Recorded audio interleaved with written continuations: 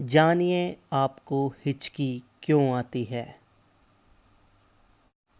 दोस्तों, कई बार हम लोगों को हिचकी आती है तो हमारे पारिवारिक सदस्य और हमारे दोस्त हमें बोलते हैं कि कोई आपको याद कर रहा है, इसलिए आपको हिचकी आ रही है। दोस्तों, क्या वाकई में हिचकी आने का कारण किसी का याद करना है?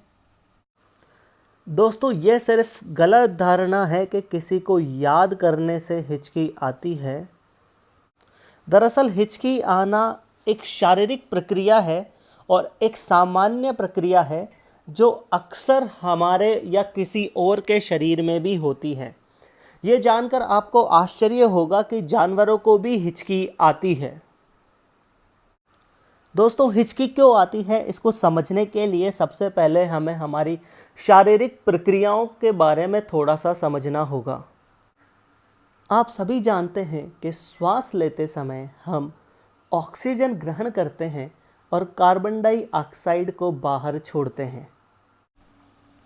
दोस्तों, ऑक्सीजन हमारे नाक के द्वारा श्वास नली से होते हुए फेफड़ों तक प्रवेश करती है।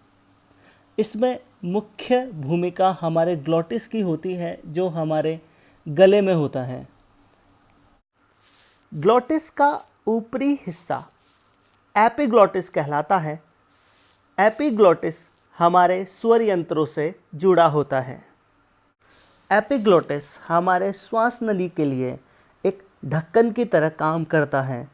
जब भी हम खाना खाते हैं तो वह खाने को श्वास नली में जाने से रोकता है।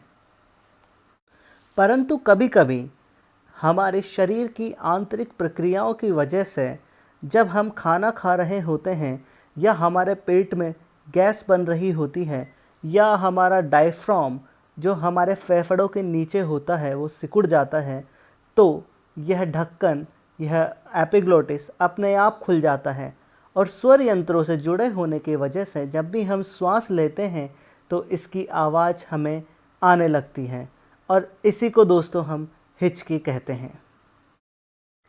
दोस्तों, आशा करता हूँ अब आपको समझ आ गया होगा कि हिचकी क्यों आती है। और अगर अब कोई आपका पारिवारिक सदस्य आपको कहता है कि कोई आपको याद कर रहा है, तो आप उसको हिचकी आने का असली कारण बता सकते हैं।